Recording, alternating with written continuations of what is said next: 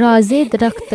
یہ قصہ ایک گاؤں نور آباد کا ہے جہاں صدیوں سے ایک درخت کے بارے میں خوفناک کہانیاں مشہور تھی۔ گاؤں کے بزرگ کہتے تھے کہ یہ درخت آسیب زدہ ہے، کسی کو اجازت نہیں تھی کہ وہ رات کے وقت اس درخت کے قریب جائے، کیونکہ جو بھی گیا وہ یا تو گم ہو گیا یا پھر پاگل ہو کر لوٹا۔ یہ سب کہانیاں ہیں، حقیقت نہیں۔ 20 سالہ شہیر نے اپنے دوست عدنان سے کہا، نہیں شہیر، میرے دادا نے کہا ہے کہ اس درخت کے نیچے ایک جن بیٹھا ہوتا ہے جو رات کے اندھیرے میں لوگوں کو اپنے جال میں پھنسا لیتا ہے۔ عدنان نے کانپتی آواز میں کہا۔ شہیر ہنسا، یہ سب ڈرونی کہانیاں ہیں، میں خود جا کر دیکھوں گا کہ آخر سچائی کیا ہے۔ نہیں مت جاؤ، عدنان نے اسے روکا، مگر شہیر نے اس کی ایک نہ سنی۔ رات کا وقت تھا، گاؤں کی گلیاں سنسان تھی۔ شہیر خاموشی سے اپنے گھر سے نکلا اور درخت کی طرف بڑھنے لگا۔ جیسے ہی وہ درخت کے قریب پہنچا، ہوا میں سرگوشیاں گونجنے لگی، چلے جاؤ ورنہ پچھتاؤ گے۔ شہیر کا دل ایک لمحے کو کانپا،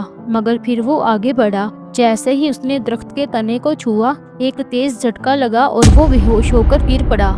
جب شہیر کو ہوش آیا تو وہ اپنے بستر پر تھا۔ عدنان اور اس کے والدین پریشان کھڑے تھے۔ شہیر، کیا ہوا تھا تمہیں؟ تم بے ہوش کیوں ہو گئے تھے؟ اس کی ماں نے پریشانی سے پوچھا۔ شہیر نے گھبرا کر ادھر ادھر دیکھا، پھر سر پکڑ لیا۔ مجھے نہیں پتا، بس ایسا لگا جیسے کسی نے مجھے کھینچ لیا ہو۔ مگر سچ تو یہ تھا کہ شہیر نے کچھ عجیب دیکھا تھا، ایک سایہ، ایک بہت بڑا سایہ جو درخت کے پیچھے کھڑا تھا، اور وہ کہہ رہا تھا، جو حقیقت جاننا چاہتا ہے اسے قیمت چکانی ہوگی۔ شہیر اس رات سو نہ سکا۔ جب سب سو گئے تو وہ خاموشی سے عدنان کے گھر گیا۔ عدنان، مجھے اس درخت کے بارے میں مزید بتاؤ۔ عدنان نے خوفزدہ نظروں سے اسے دیکھا۔ میرے دادا کہتے ہیں کہ کئی سال پہلے وہاں ایک ولی اللہ عبادت کیا کرتے تھے، مگر ایک دن وہ غائب ہو گئے۔ کچھ کہتے ہیں کہ وہ آسمانوں میں اٹھا لیے گئے، اور کچھ کہتے ہیں کہ انہیں جنات نے قید کر لیا۔ ولی اللہ؟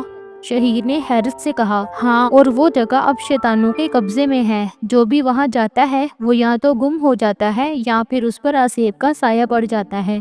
شہیر خاموش ہو گیا۔ اس کے ذہن میں ایک ہی سوال تھا، اگر وہ واقعی ولی اللہ تھے تو ان کا راز کیا تھا؟ اگلی رات شہیر پھر اس درخت کے قریب گیا، مگر اس بار اس نے قرآن کی تلاوت شروع کر دی۔ بسم اللہ الرحمن الرحیم۔ جیسے ہی اس نے سورہ فلق پڑھی، درخت کی جڑوں میں ایک ہلچل مچ گئی۔ اچانک زمین کے نیچے سے ایک سرنگ کا راستہ کھل گیا۔ شہیر نے بے اختیار عدنان کو بلایا اور دونوں نے مشال جلا کر اس راستے میں جانے کا فیصلہ کیا۔ سرنگ کے اندر اندھیرا تھا، مگر دیواروں پر عربی تحریر لکھی ہوئی تھی۔ یہ کیا ہے؟ عدنان نے پوچھا۔ شہیر نے غور سے دیکھا اور پڑھنے لگا، جس نے ایمان کو بچا لیا اس نے حقیقت کو پا لیا، جس نے اندھیرے کو اختیار کیا وہ ضائع ہو گیا۔ عدنان نے خوفزدہ ہو کر شہیر کی طرف دیکھا، مگر اچانک ایک سایہ سامنے آ گیا۔ تم یہاں کیوں آئے ہو؟ دونوں لڑکوں کے جسم کانپنے لگے، مگر شہیر نے ہمت نہیں ہاری۔ ہم سچائی جاننا چاہتے ہیں۔ سایہ خاموش ہو گیا، پھر ایک زوردار آواز میں بولا، پھر سنو، یہ جگہ ایک ولی اللہ کی عبادت گاہ تھی، مگر کچھ شریر جنات نے اسے ناپاک کر دیا